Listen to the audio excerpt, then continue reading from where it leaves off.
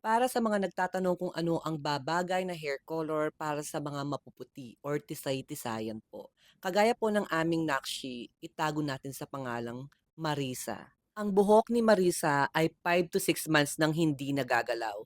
Kaya naman po nagsilipana na ang mga split ends at dryness sa kanyang buhok.